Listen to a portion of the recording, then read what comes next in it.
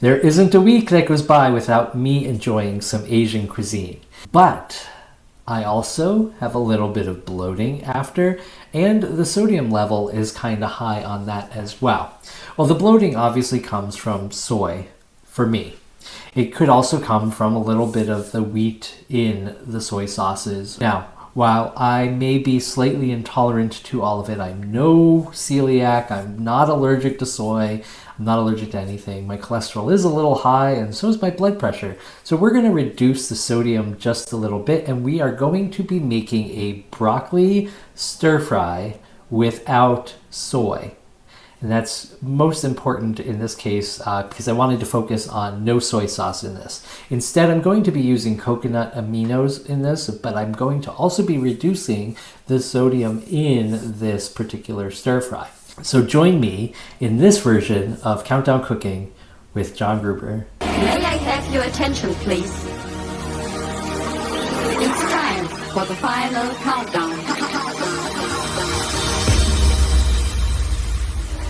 The show starts in 10, 9, 8, 7, 6, 5, 4, 3, 2, 1, go!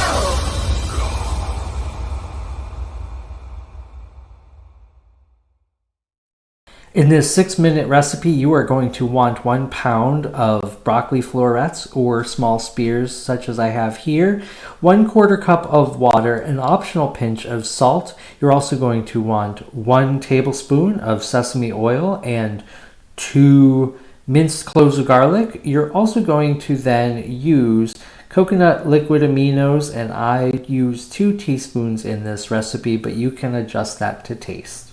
In a very hot pan over high heat, and I'm going to say Chalene Johnson high heat. If I can find that video, I'm going to share it here as well. Her cooking over high heat. She's one of my favorite businesswomen of all time, and I love her cooking style. Everything over hot heat, because who has time to cook? And that's kind of what this particular series is about. You spend all that time cooking, and now you need to make a quick side. So this is what I'm going to do. Over high heat, I'm going to be cooking my broccoli spears in 1/4 cup of water, and I'm going to just cover it, allowing my broccoli spears to steam. Now this particular lid that I'm using doesn't quite fit the pan, but it is from IKEA. IKEA has a universal lid. I don't know the name. It's probably something Scandinavian in name. Just look for a lid that will cover most of your pots. This is a great little universal lid. The only thing I don't like about it is that this little metal handle gets quite hot. So over the high heat, I'm just going to steam up the broccoli for about 4 minutes or so.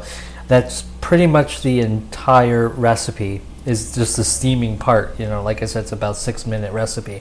Now, if you like your broccoli a little bit more tender than I do, then of course you would cook it a little longer. You would steam it a little longer before putting in the other ingredients. The other thing that I had said that you can use broccoli florets instead. Now those are the shorter ones with just the fluffy bit of the broccoli. That's the part that most people like.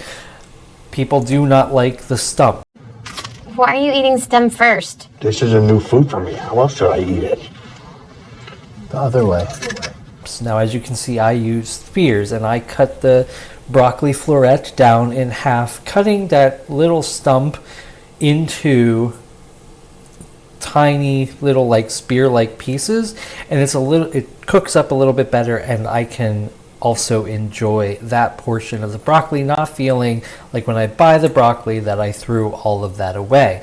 I do cut off the really rough end, and you can actually peel the stems of broccoli to even make them a little bit more tender.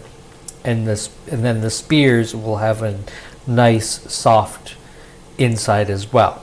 So we're going to just cook this and simmer this a little bit longer, and then I'm going to be adding sesame oil, and then also the garlic to that.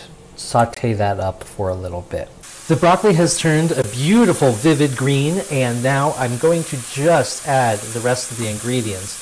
Yes, there is some charring on the one side, which is perfect for a stir fry.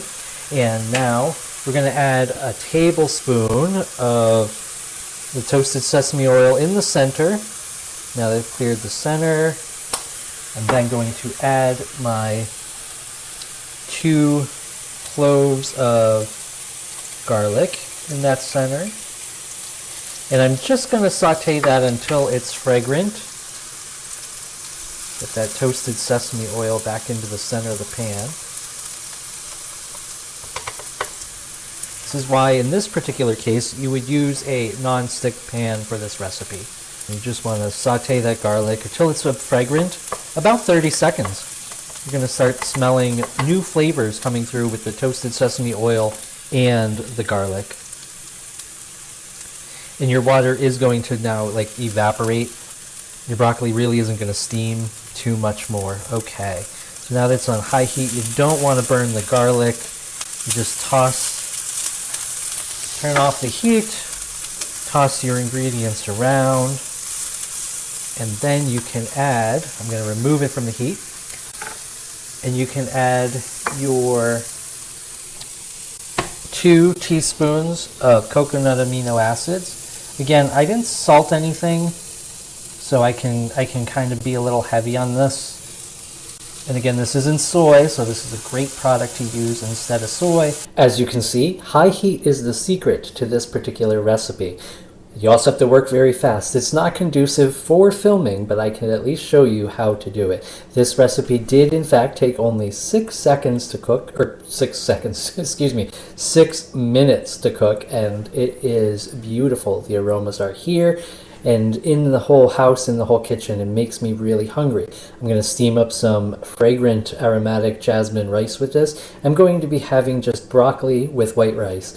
It is perfect. If you like broccoli and brown sauce with rice, you're going to love this as a substitute. Not only is it going to be lower in sodium, it's also not going to have as many calories, not going to be as high in fat either. So you can almost call this steamed broccoli, but it's not quite steamed broccoli. It's steamed, but it's just going to be coated in a little bit of toasted sesame oil, which kind of that harsh sesame flavor has cooked off. So if you don't like sesame oil, this might actually still be a really good recipe for you to try. The coconut aminos are my soy substitute, and it's dairy-free, gluten-free, wheat-free, soy-free, it's everything free. Now, if you're allergic to coconut, don't use it, obviously, but it adds like a touch of sweetness with that slight saltiness, and I'm glad I put that extra teaspoon in to make it 1 full tablespoon, because this is going to be so good for lunch today. Thank you for joining me on Countdown Cooking with John Gruber. This 6-minute recipe